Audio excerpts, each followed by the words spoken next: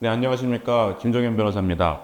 우리 민법은 상속인이 상속 승인이나 포기를 하지 않고 3개월의 기간이 도과되면은 단순 승인을 한 것으로 보게 됩니다. 그런데 상속인이 그 기간을 잘 몰라서 그 기간을 준수하지도 못하고 그냥 단순 승인이 되어버리는 경우에는 피상속인의 채무를 그대로 승계하게 되기 때문에 그 상속인은 매우 억울할 수가 있습니다. 그런 점을 막기 위해서 민법은 상속인이 중대한 과실 없이 상속 개시가 있음을 안 날로부터 3월 내에 상속 채무가 상속 적극 재산을 초과한다는 사실을 알지 못하고 단순 승인을 한 경우라면 상속 재산의 채무 초과 사실을 알게 된 날로부터 3월 내에는 다시 한번 한정 승인할 수 있도록 기회를 주고 있습니다. 이처럼 그 3개월 내에 한정 승인을 하지 않고 3개월이 지난 이후에 다시 한정 승인을 할 수 있는 그 예외적인 경우를 민법에서는 특별한정 승인 제도라고 부르고 있습니다. 그런 특별한정 승인을 하기 위해서는 세 가지 요건이 있습니다. 첫 번째로 상속 채무가 상속 적극 재산을 초과해서 상속 재산이 채무 초과 상태에 있었어야 합니다.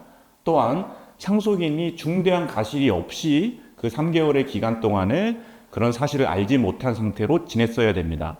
그리고 세 번째로 상속인이 직접 단순 승인을 했거나 또는 법정 단순 승인으로 의제된 경우여야 되고, 또 채무 초과 사실을 모른 채 상속 재산에 대해서 처분 행위를 한 경우여야 됩니다.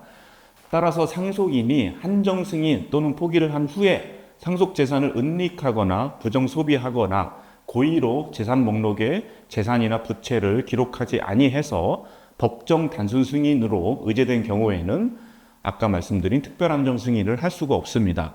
특별한정 승인의 요건인 상속인이 상속 채무가 상속 적극 재산을 초과한다는 사실을 중대한 과실 없이 알지 못한다라는 것은 상속인이 조금만 주의를 기울였다면 상속 채무가 상속 적극 재산을 초과한다는 사실을 알 수 있었음에도 그것을 게을리함으로써 그런 사실을 알지 못한 경우라고 보고 있습니다.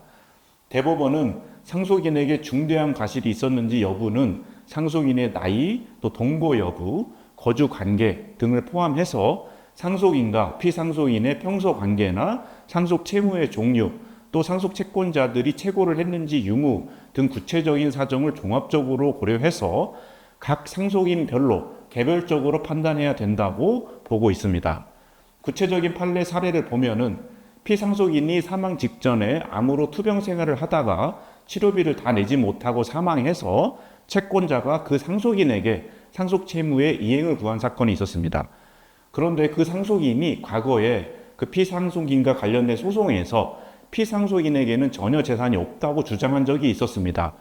그 경우 법원은 상속인이 이미 피상속인이 상속 채무가 이미 많아가지고 상속 재산을 초과한다는 것을 이미 알고 있었다라고 봤기 때문에 상속인에게는 특별한정 승인을 할 수 없다라고 판단한 사례가 있었습니다.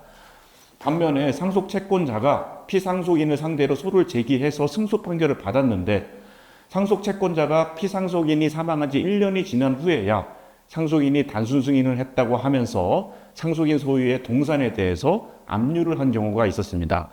법원은 상속 채권자가 피상속인이 사망한 날로부터 1년을 경과한 후에야 그 권리를 행사하기 시작한 점에 비추어 보면은 상속인으로서는 3개월 기간 내에 피상속인의 채무 초과 사실을 알지 못했을 것이고, 또 알지 못한 데에 중대한 과실이 없었다고 볼 수 있으므로 그 상속인은 특별한정 승인을 할 수 있다라고 판결을 했습니다.